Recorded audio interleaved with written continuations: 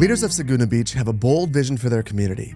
They want to transform their sleepy little town into a dense, vibrant city that's full of life. They're dreaming of a city packed with tourist attractions, bustling hotels, and every mode of transportation imaginable, a place anyone would love to visit. To kickstart this vision, they've rallied around the idea of building a passenger harbor. They believe it could spur growth and draw tourists from all over. But before they can think about a major infrastructure project like that, they know there's some basics that they have to tackle first, such as traffic, which is out of control, the city's budget, which is a complete mess, and the rolling brownouts that are leaving residents sweltering in the heat. Let's be real, nobody wants to visit a hot city where the air conditioners don't work. City officials know that everything hinges on increasing tax revenues, and they've got a plan to do just that. Step 1, grow the city as quickly and cheaply as possible.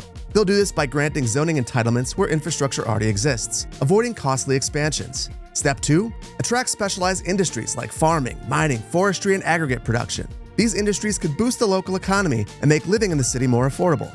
Step 3, lay out a simple, replicable roadway network to encourage rapid development.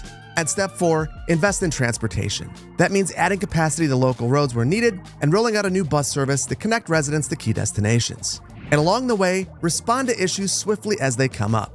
It's an ambitious plan, but city officials believe that if they can pull it off, a passenger harbor could be just around the corner.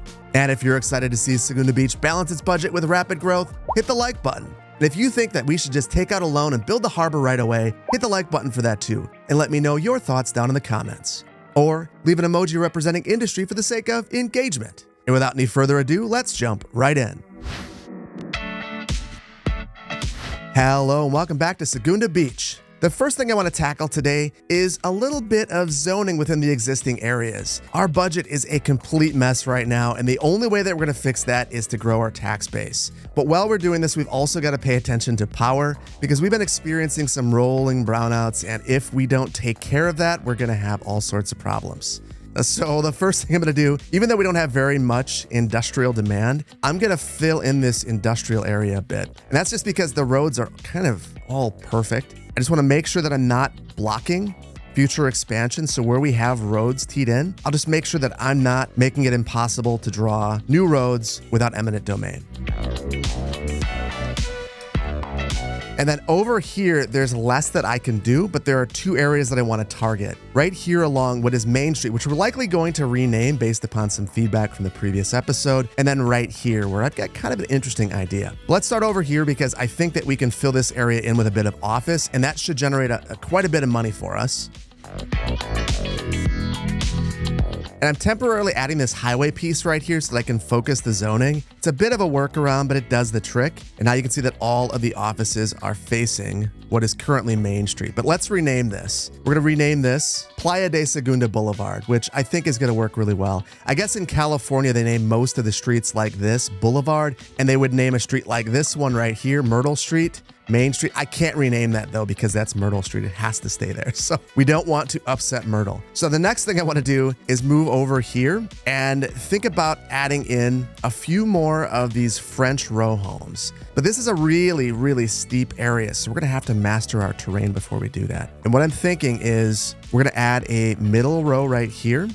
I want to make sure that we end up with a retaining wall. So I'm going to push this flat right here and one right here. And we're going to add one row to the middle. I want to leave enough space to grade, and I want all the row homes to be at least 3 units deep. So I need to go a little bit further back, like right about here. And while I was struggling with the retaining wall, we unlocked milestone 5, which is great because that means we have a little bit more money. We also get a new signature building, which is cool to see. Mixed-use housing, communications, post offices, and a bunch of policies. So because these communications buildings are unlocked, we should probably add those relatively quickly, but not until this is done.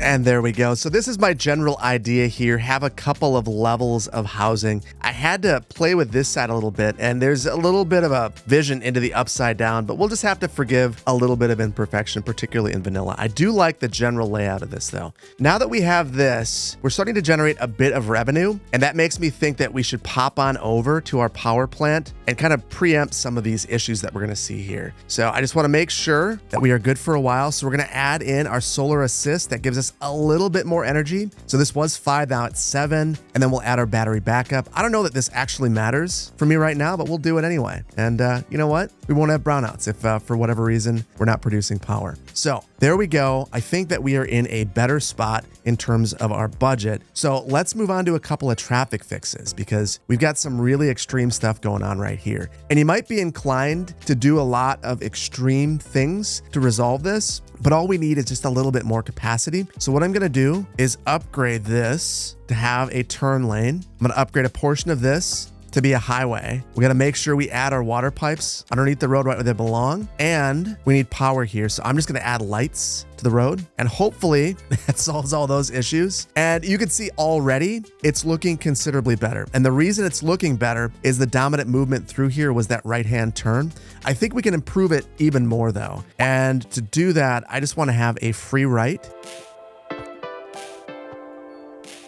And that's going to help us quite a bit. I would be shocked if we have any more traffic for quite some time. So it's not a highway, but it's good enough for now. Now there's another issue where we have traffic, and that's over here from time to time. And that's because I did not respect roadway hierarchy. I have this local road kind of functioning as an arterial. And of course I've zoned along this. So that's problematic. We're gonna have to use a little bit of eminent domain and call a bit of a mulligan. What I'm thinking is we're gonna run a highway along here and then tie into there. This local road will become a frontage road. And this is gonna be really important because I wanna add more development back here.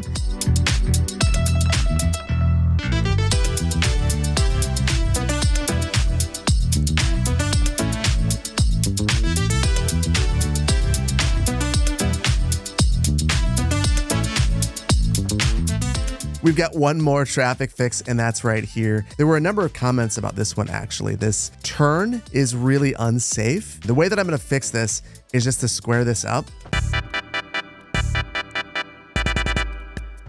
Oh my goodness, that was not what I expected to happen. So I didn't mean to use eminent domain on 2 blocks worth of zoning, but you know, it happens, I suppose.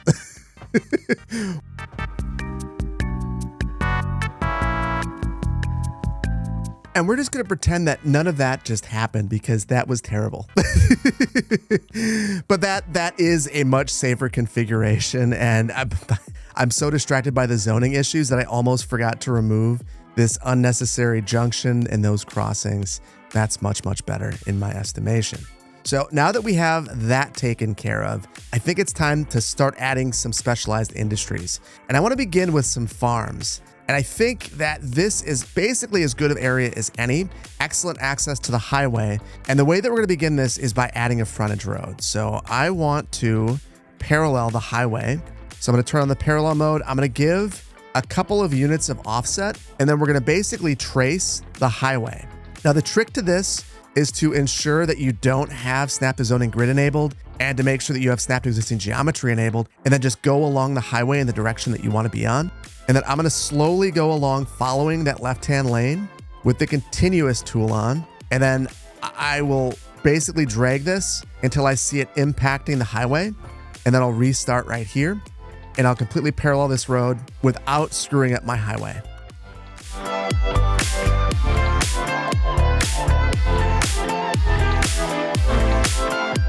Okay, a little bit tedious, but it works flawlessly every time, and that is a completely parallel facility, so I'm quite happy with it. So now I need to find a way off the highway, and for this, I think I'm just going to come somewhere out here a little ways, and I'll run a road straight back, but this distance is way too close. So to resolve that, I'm just gonna take this back a little ways. And we'll do something like that. That should at least give us a little bit more queuing distance to get on the highway. That was a little bit extra, but I decided to try to make these as even as possible. So I redid them both using the exact same measurements, and it just makes me happy. So we're gonna go with it. Now for our first farm, I'm gonna go right at the end of this road down here and just run a road up this way and then one down here. And I want to try to be responsive to what the community actually needs. So looking at our production, you can see that we are way behind on grain. So I think that we'll build a grain farm first, and we'll have to see if we are going to be good with just one or if we need to add extra. And actually, I'm not going to build a grain farm first because this is a relatively small area. So we'll build livestock farming here and then grain across the road.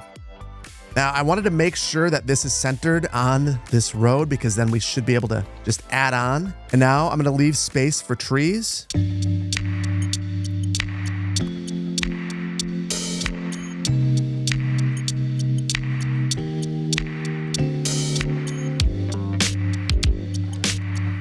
And there we go. So one farm down. And I was really hoping that we would see a building like this spawn because I figured out something the other day that I think you're gonna like. So I didn't realize that you could actually draw surfaces over the top of a farm in vanilla, but you can. So that means that we could reasonably connect these up by either modifying this surface right here or just drawing our own. And I think I'm just gonna draw my own straight over the farm. And there we go. That's not perfect, but you know what? I like it a lot more than having a random farm building out here. I think it looks a ton better, so we're gonna go with it. The unfortunate thing is that you can't plant landscaping through here, so if you wanted to add a tree by this, it's not gonna happen, but you can add this surface. So, you know, it's a thing that you can do.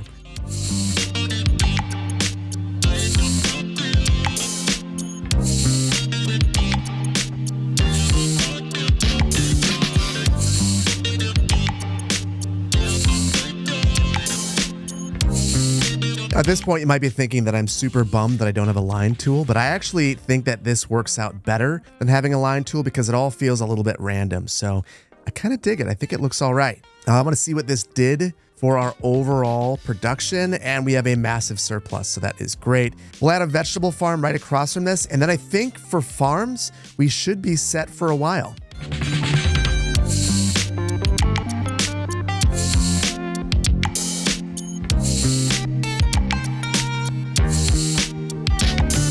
And there we go. I think that that looks really, really good with the exception of our farm building. And once again, we can fix this. So we're going to do it.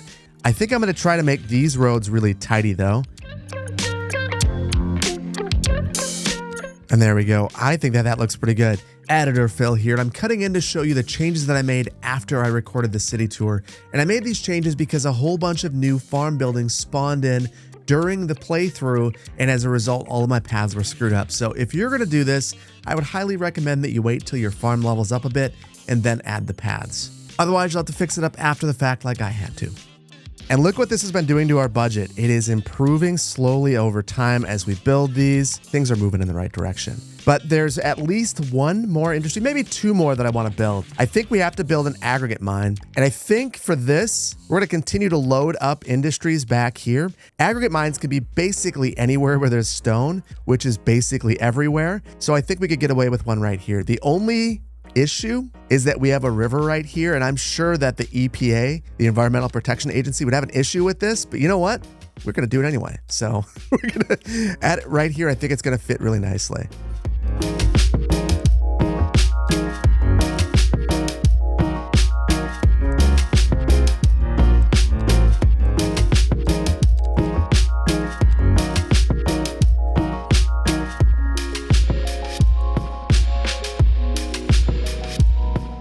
And there we go. It's just very, very basic mine, a little bit of drop down here, and apparently some wildlife taking it all in, which is the perfect spot for them to be, obviously, in the middle of an aggregate mine. So the last industry that I want to place is going to be a forestry industry. And for that one, I think I'm going to move a little ways away from that area and kind of go into a more rural environment. And the area that kind of jumps out to me is out here. And this might seem like a silly area for it, considering we have our landfill, but I think it's just fine. We've got some trees out here. I wouldn't expect development for quite some time. And we're going to just plant a bunch anyway, because I want this to feel like a realistic forestry industry. And there's two ways to accomplish that. You either find a really dense forest and just plop it in there, or you draw a whole bunch of trees yourself and make your own industry. Now, I will admit, I mentioned not missing the line tool for the farms. I'm really going to miss it in just a second. So this is the one spot where I think it would be really helpful. We're going to go with just maybe one species of trees. And for these, I like to have rows of the same age, so it feels like they're kind of going through and planting in different stages.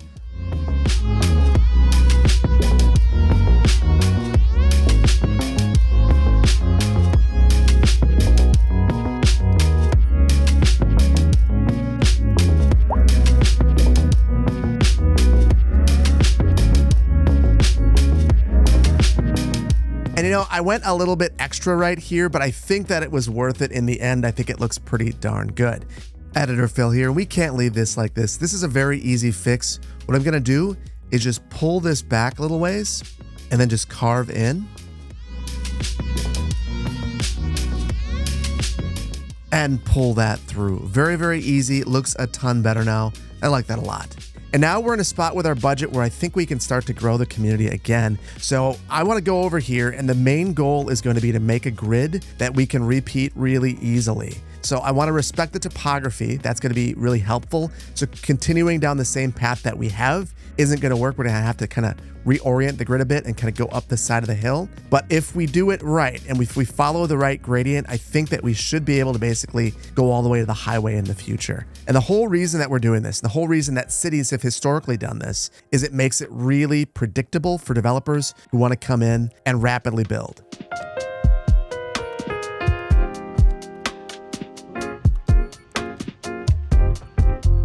And that right there is the exact same grid that we've had in the rest of our city. It's just reoriented, and this road looks terrible, so we'll fix that. But this is going to be the launching point for the rest of our city's grid, which is why I spent so much time trying to make sure that it's perfect. And I wanted to make sure that this road turns because it'll have the exact same road name then, and this is going to be a really important road in the community. I could actually see this one eventually connecting over into our industrial district if we plan things appropriately. So now it's just going to be a matter of continuing this. And obviously we don't have the tile space right now, but in the future we will, and we'll just continue straight up the side of the hill, probably till this contour line, which is kind of what actually happens in the real world in this area as well. So I want to loop this around, and this is kind of where our grids are going to change. I think we'll continue this grid all the way down the side of the hill, and we'll even extend this road out and then have another road that goes this way. So I'm going to take Butler Street and send this right up the side of the hill, and I want to find a relatively flat area up here where we can merge the two of these.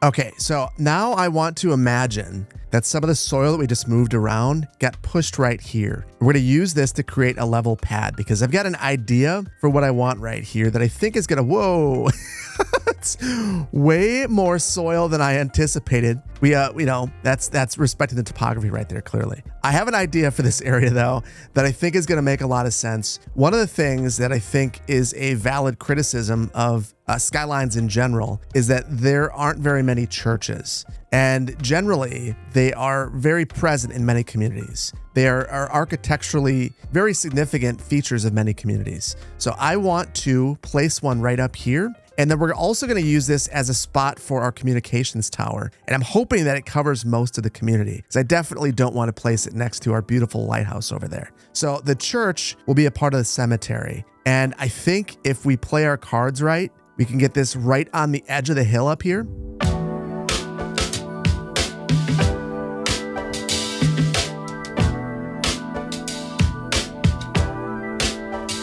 I'm going to stop that. The biggest criticism I see in many videos is that I just smooth everything. So as much as I hate this, I despise this. It bothers me. I'm going to leave it just for you guys. And we're going to place our communications tower right at the end right here. And I just want to see if this is actually going to cover everything. It's not perfect, but we can extend this range a little ways, and I think it'll be good enough.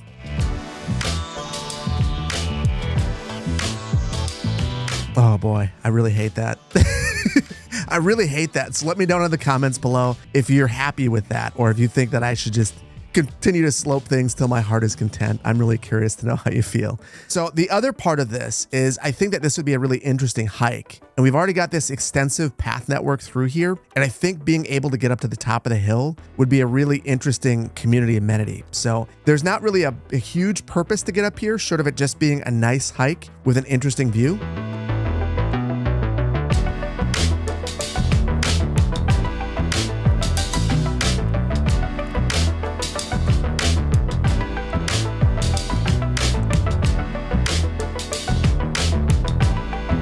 And that was probably a waste of time, but here's the thing. I think, I think it would be great to be stuck in this tree, but to actually be able to take a look at everything up here, the lighthouse, Mora Rock, the Pacific Ocean, all of it. You could take it all in from right here, which I think would be outstanding. So sometimes you've got to go a little bit extra and create special places.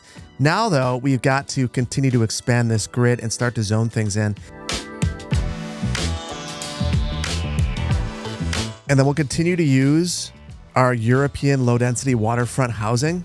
And I want to make sure that I'm focused on these streets that are kind of parallel with the grade, because the backyards will end up looking nicer if we do that. So when things happen like this, we're going to de-zone and give it another go.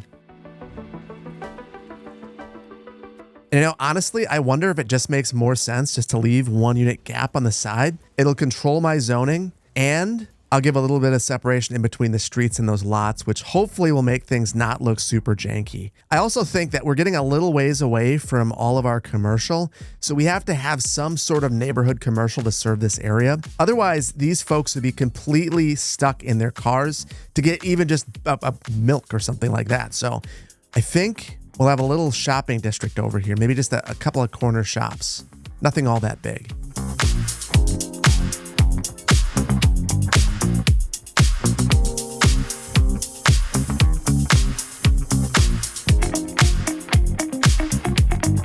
Okay, and now I want to extend the roads this way, but in the previous episode, we talked about how the high school is going to have a stadium, and the stadium is going to dictate the roadway network in this area. So I feel like the next thing we have to do is unlock the large sports parks node so we can get this thing in place. So for that, we'll go underneath parks, unlock the park maintenance building, large parks, and large sports parks, and spend all of our development points on parks, because apparently that's what we have to do if we want to add the stadium to the high school. So now that we have that, though, we should be able to plop this thing right in here. And this is only $25,000 and $1,500 per month in upkeep. So it shouldn't be that big of a deal to place this right now. I'm just trying to figure out where the road is actually going to be situated on this asset.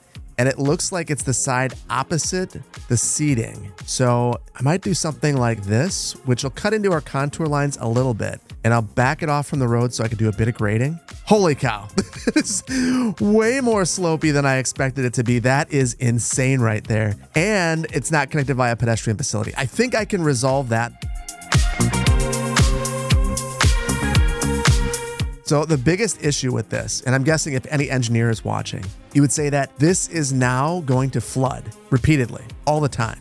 Anytime there's a rainstorm, water runs downhill to this flat area. I don't know that there's much that we could do about this, but that would make this much more expensive because you'd have to have some sort of stormwater system to manage this, either underneath the field or a pond somewhere else. Now in vanilla, I can't add a water source, so I can't simulate that, but that is something that is acutely on my mind. I also think that Myrtle Street, this Myrtle Street, we have many Myrtle Streets. This one shouldn't be right there. So I'm going to get rid of that because I want to maintain this existing grid and come through here and kind of have this road continue through the stadium, or at least appear like it did on the plat.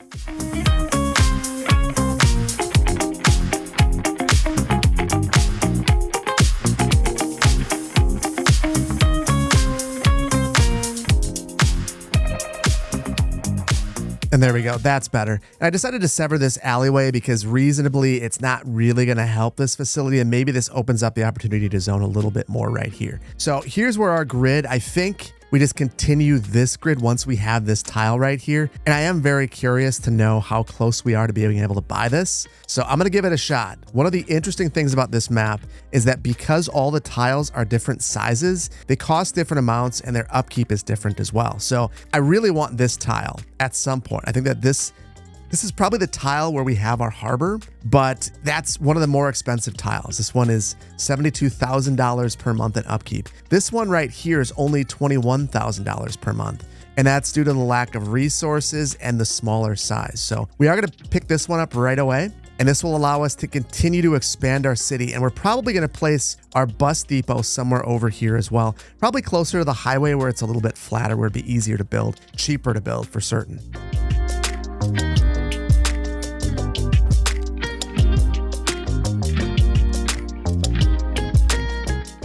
And apparently we've zoned enough of this European beachfront housing that we now got the Extreme Athletes Villa, which reasonably, anytime you unlock a signature building like this, you should probably place it because of the benefits it gives you. So I think that we'll try to think of a good location for that.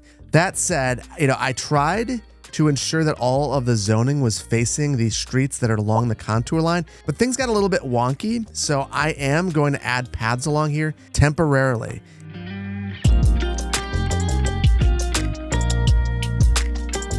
There we go. That is looking pretty good. And it seems like a natural continuation of where the city would go. And to me, it's very logical. We'd be able to expand this and continue expanding up the hill if we wanted to. But I feel like we've got to start to plan for our transportation services. And for that, I need to think about the bus depot. And it looks like it's $150,000 and $31,000 per month in upkeep. I think we're probably pretty close to being able to add this, but we're going to have to save up a little bit of money before we can build this or take out a loan. I'm really inclined to not take out loans if we can avoid it. So I'm going to completely hold off on that. And in the meantime, I think I'm going to do a little bit of landscaping and detailing to try to fill this area in. And in particular, one of the nice things about adding all of these breaks right here is, though we can't place palm trees on roads, by having this 1 unit separation right here, we could definitely go ahead and add palm trees up and down here, which is going to look really nice.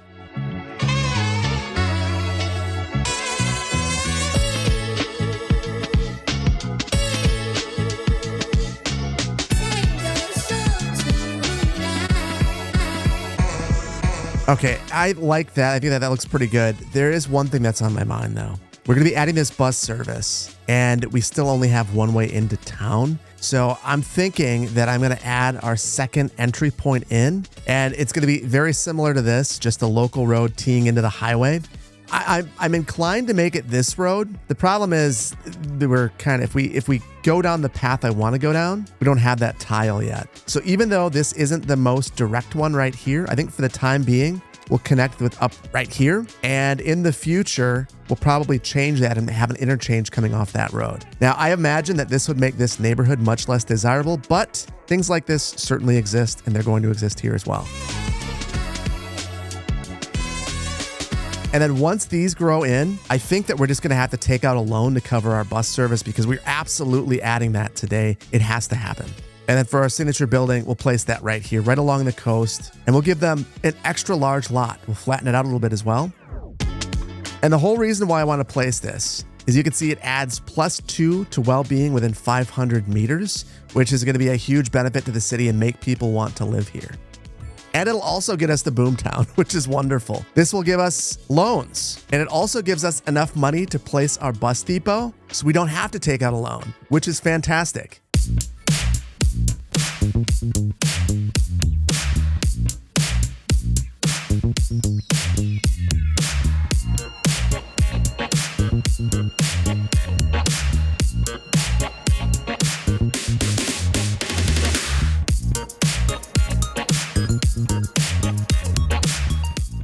So now it's time to finally build our transit system. And for this, we're going to place it in a location that maybe you wouldn't think is the greatest location, but reasonably, I think that this area right here is kind of a transition zone. So I'm going to connect up this road with this highway.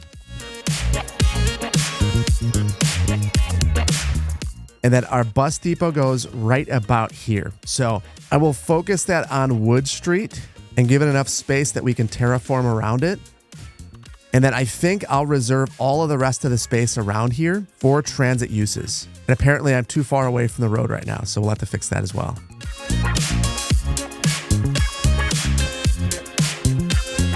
Now, don't worry about the budget. I know things look bad, but it could be a lot worse. I think we will try to bump our taxes up just slightly on commercial. Hopefully that stems the bleeding a little bit. And I could probably go up on industrial just a little bit, even though we have no demand. And hopefully that puts us in a spot where we are at least able to maintain for a bit. We're going to add a couple of bus routes, not all that many, and that should increase our property values and hopefully put us in a place where we don't have to worry about our budget, because we can't end in the red. That's not going to happen ever. So for this, I'm thinking we'll just have a route that basically circulates through the community, maybe meets up right around here, and then goes to all of our major employers. So for the time being, we're just going to have stop signs because we really don't have much of a justification for a shelter. Generally, in the real world, to have a transit shelter, there has to be high ridership at a stop first. So we'll upgrade down the line. The other thing is I'm going to probably go at least 3 blocks in between these stops and make sure where I can, maybe rather than having a circulator, we will have a bidirectional service where you can get on either side of the road. So now I'm following origins and destinations. So right here, all these commercial and office places, those are all destinations, and the homes are all origins. So I'd want to be as close as I can be to things that are dense because there would be more people there, more origins. Same thing with destinations. So reasonably, I think this is as close as we get to these homes over here and have our next stops at the schools because those, again, those are destinations. So it's really unfortunate for our new neighborhood up here. There's just not enough density up there to justify transit service just yet. So I think for this will be kind of our local circulator through here. And then this will go both to our industrial district, and I'll probably send one out to the forestry industry. It's a terrible location for transit. It doesn't reasonably in the real world, that wouldn't make any sense at all, but we'll do it anyway. It's the game. There are jobs out there. And then out here, I think I will just have a pure circulator, so there won't be bi-directional service. This isn't the greatest bus route in the world. I need to fix one thing in particular. We have 2 stops at the school now, and that just doesn't make a lot of sense. If we're going to loop through here, we should probably move this stop maybe around here. And that just, it provides much more service this way. And then I'm going to add a waypoint so that it's predictable. The other bus route that we'll have, again, is going to go out to this area. I think rather than looping through the city again, I'm just going to find a location where folks could transfer. And reasonably, I think that this could be that area right in the core of the community. So I'll change the color, and then I'm just going to start the route here, send it way out here. And I forgot to add the stops, so I will add these as waypoints. We'll stop at our landfill. There are some jobs out there, clearly. Add another waypoint right here, and then we'll complete this. Now, the one thing in the real world that would prevent this from happening is there's no place, no logical place for a bus to turn around out here. There is at the landfill, but out here, where does a bus turn around? Like, the bus can't make that turn. But it's a game. We'll take a couple of liberties. No, we won't. We can't do that. We can't do that. We can't do that. Okay, that is doable. Now the bus can turn around in the roundabout out here. Very simple. Stop right there and we're good to go. So the only other place that we haven't connected up with a bus route is all the farms, but I guess I'm not as overly concerned about those. And the nice thing is, as soon as we establish those routes, we're back in the green again. Things are looking positive and the city's in good shape. And as soon as I say that, it's not. What I think I'm going to do is add just a couple of parks through here, and that hopefully will get some of these buildings to level up, and then we'll be in a better spot. And there we go. There's a couple of parks through here, and that is good for these neighborhoods. It means that every kid is going to have access to a park, and everyone over here will have access to a dog park because everyone loves a dog park. So now we are in the green. I'm going to let this run for just a moment to watch things fill in after we drop our taxes, which I think is the last bit of our secret sauce. We need to start encouraging people to move in here. And I think dropping taxes down is one way that we do that. I also want to start encouraging the industries that we want in the community to start locating here. So those include all of our major tourism industries. So lodging, I will subsidize it, even though we're burning through money. We'll do the exact same thing with entertainment. We'll drop it down. and recreation. Now, this is a dangerous maneuver. We'll have to see if I need to stem the bleeding, but I'm going to let this run for just a moment. And as long as we don't go bankrupt, we'll leave it where it is. Oh my God! Wow! And sometimes you have to admit that your experiment is probably a bit of a failure as the money is not rolling in. So I think I will bump up our industrial. Once again, it didn't boost our demand, which I thought it might. Did not. So I'm going to add in some offices and a little bit more high density, and that's probably where we'll end up leaving it. So I will add offices right along Hickory Street. It renamed itself. Wonderful. And then I think near our schools, we could add a little bit of density. And I'm going to go with more of our French low-rent housing units. And being close to school like this would be a huge benefit for anyone living in these units.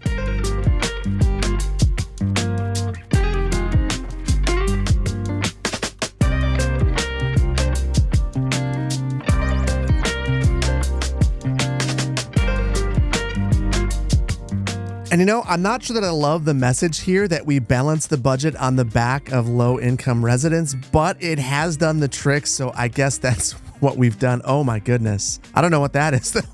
That's going to require a little bit of a mulligan. Better. So I think the last thing I want to do, we've got a couple of blocks right here where we could just kind of round things out. I'm going to reserve this right here and this right here for some of our transportation uses, but I am going to round the rest of this out with some more low density residential for the time being.